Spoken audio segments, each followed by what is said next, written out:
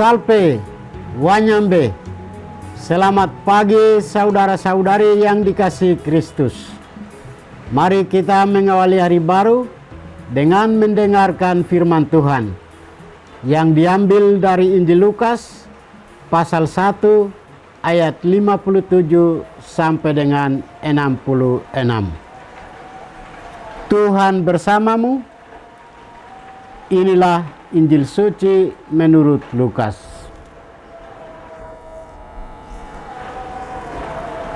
Genaplah bulannya bagi Elisabet untuk bersalin, dan ia melahirkan seorang anak laki-laki.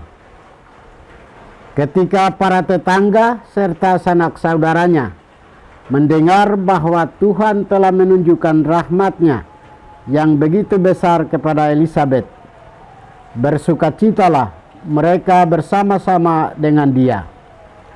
Maka datanglah mereka pada hari yang ke-8 untuk menyunatkan anak itu, dan mereka hendak menamai dia Sakaria menurut nama bapaknya. Tetapi Elisabet ibunya berkata, "Jangan, ia harus dinamai Yohanes." Kata mereka kepadanya, "Tidak ada di antara sanak saudaramu yang bernama demikian?" Lalu mereka memberi syarat kepada bapaknya untuk bertanya nama apa yang hendak diberikannya kepada anak itu. Sakaria meminta batu tulis, lalu menuliskan kata-kata ini, "Namanya adalah Yohanes." Dan mereka pun heran semuanya. Seketika itu juga terbukalah mulut Sakaria, dan terlepaslah ikatan lidahnya. Lalu ia berkata-kata dan memuji Allah. Maka ketakutanlah semua orang yang tinggal di sekitarnya. Dan segala peristiwa itu menjadi buah tutur di seluruh pegunungan Yudea. Semua orang yang mendengarnya merenungkannya dan berkata, "Menjadi apakah anak ini nanti? Sebab tangan Tuhan menyertai dia." Demikianlah sabda Tuhan. Saudara-saudari yang dikasihi Kristus, tema kita hari ini adalah kelahiran yang menggemparkan karena janji Allah digenapi. Dalam bacaan Injil hari ini mengisahkan peristiwa kelahiran Yohanes Pembaptis.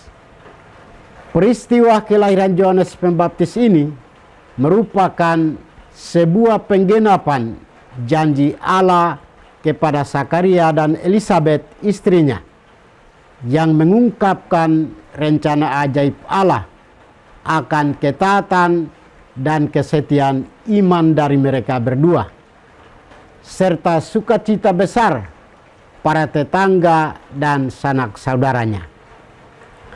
Ada 4 poin penting yang diangkat dari kisah ini. Pertama, kuasa dan janji Allah yang pasti. Pernyataan kuasa Allah bagi Elisabet dan Sakaria, pasangan lanjut usia dan dikatakan mandul.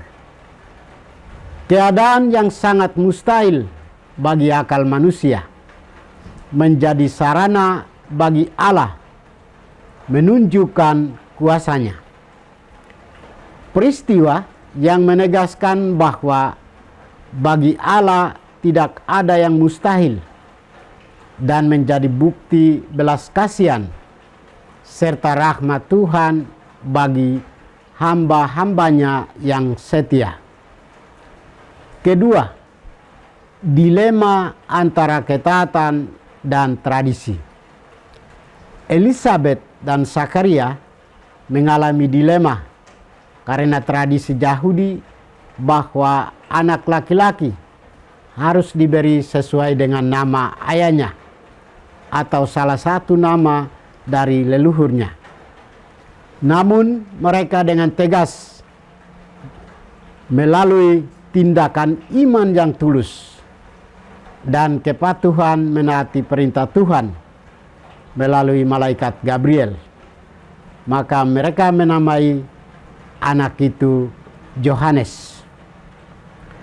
Ketiga, pemulihan dan pujian. Sakaria menunjukkan ketaatan dan kesetiaannya pada Allah serta janjinya. Walau dihukum menjadi bisu karena keraguannya, tetapi setelah ia menuliskan nama anak itu Yohanes, lidahnya terlepas dan ia langsung berkata-kata sambil memuji dan memuliakan Allah. Keempat, dampak profetik bagi masa depan. Peristiwa ajaib ini menyebabkan ketakutan yang kudus bagi para tetangga, sanak saudaranya, dan seluruh masyarakat Yudea. Mereka menyadari bahwa tangan Tuhan menyertai dia sejak awal. Ketaatan pada janji dan kehendak Tuhan akan memiliki dampak yang jauh melampaui cara pandang manusia.